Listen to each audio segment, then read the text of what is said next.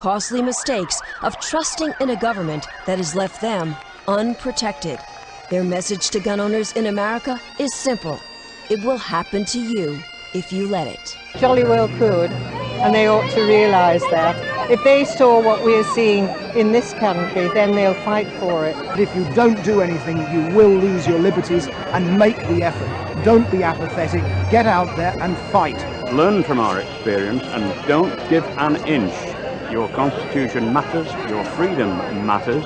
Pericles said it way before me. Freedom is only for those who have the guts to defend it. They marched in protest, a silent procession of a people grasping for one last chance to resist, shamefully admitting they only have themselves to blame for government policies that threaten their way of life, their security, and the future of democracy in Britain. We've been very apathetic for years, and now we're paying the price for it. A future that's in doubt, and the largest peaceful protest in British history to try to change that has got many asking, where were these voices 6 years ago when there was an outright ban on handguns, and pistol shooters were forced to surrender their firearms, confiscated by the government to be destroyed? Liberties that have already been sacrificed for the politicians' false promise of a safer society. Gun bans that, as predicted, have simply backfired. We've seen about a 40% increase in firearms crime since the ban was introduced. That is not a success in my book. We need to be armed, you know, we're not safe any longer. Everything is changing. It's very simple. The authorities have no way of controlling criminals, so they control the law-abiding, because we're an easy target.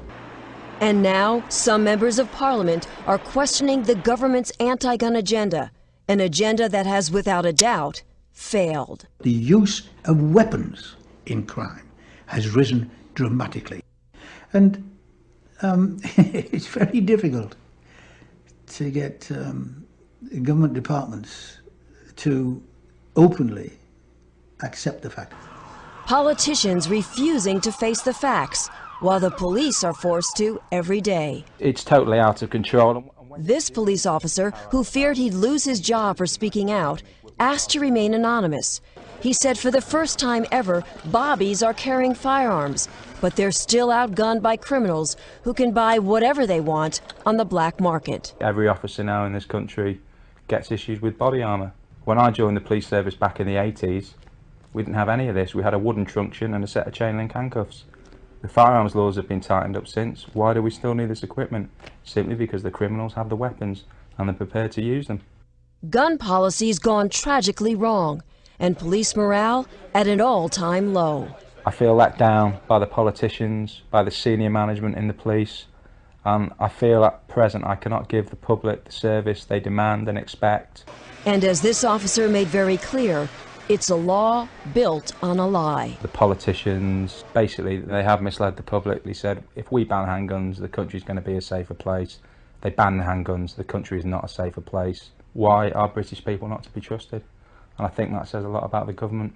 Citizens left defenseless, now victims of the very laws passed to protect them, and asking how many more Tony Martins will there be. Martin, a Norfolk farmer, was forced to protect himself when no one else would, not the police and not the British justice system. What happened at this farmhouse owned by Tony Martin 4 years ago has struck a real nerve, not only in this country, but internationally. 2 men broke into Tony Martin's house. Both of them were shot. One of them was killed. And the man who fired that gun, Tony Martin, was initially sentenced to life in prison for murder. But many people think Tony Martin should never have spent 1 day in jail. They say he was just an innocent man protecting himself and his property. Tony should not be in a jail, not for what he did. He was perfectly within his rights, in my view, to look after his own property and his own life. My thoughts is that I would do exactly the same, put in the same situation. I would not hesitate to do exactly the same. I personally believe that, you know, if you're in your own house and people come in, then they should expect whatever they get. Everybody around was saying the same thing. You must have a right to defend yourself. It has gone too far, swung so far in favour of the criminal. Criminals like those in Tony Martin's case who were no strangers to the law. 16-year-old Fred Barris, who was killed, already had 29 convictions. And 30-year-old Brendan Farron had 34 convictions and had been in prison for burglary. He was sentenced to 3 years for trying to break into Tony Martin's home. But after only serving 18 months, he's free while Tony Martin remains in jail. And he's now threatening to sue Martin using taxpayers' dollars. The system is on the side of the criminal, not on the side of the victim. Go and rob somebody and then sue them because they've damaged you. It's absurd. The injustice of a justice system. And although Tony Martin has had his life sentence reduced to manslaughter, he still sits behind bars here at High Point Prison in Suffolk, England, counting the days until he's released. I was the first reporter from the United States allowed to visit with Tony since he's been in prison. And although no cameras were allowed, I was able to talk with Tony by phone. And what you're about to hear is Tony Martin in his own words about that fateful night. Well, I've never really said it publicly before, but I've had a pretty raw deal.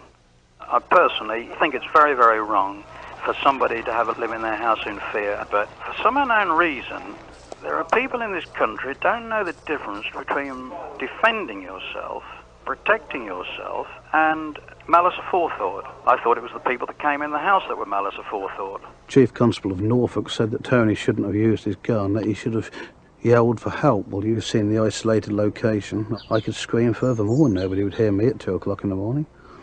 It's just a nonsense, I do believe. It could have quite well been the dead man, because there's no question. The police in this area is totally inadequate. I mean, we get little or no support.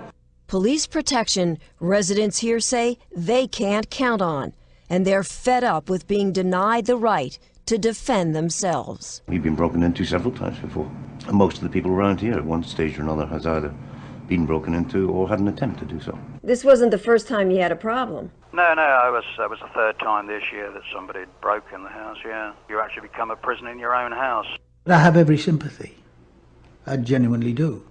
But I can't say that the law shouldn't be what the law was. What I can say now is that because of that, we ought to review that particular law. I think the Americans have a saying about it's better to be judged by 12 than carried by 6. Tony Martin tried that venture. He was judged. He is in prison. The story is not yet finished. And neither is the story of a struggle to reclaim rights these honest citizens have already lost. Costly mistakes of trusting in a government that has left them unprotected. Their message to gun owners in America is simple. It will happen to you if you let it. Jolly well could, and they ought to realise that. If they saw what we're seeing in this country, then they'll fight for it. But if you don't do anything, you will lose your liberties, and make the effort. Don't be apathetic. Get out there and fight. Learn from our experience and don't give an inch. Your constitution matters, your freedom matters. Pericles said it way before me. Freedom is only for those who have the guts to defend it.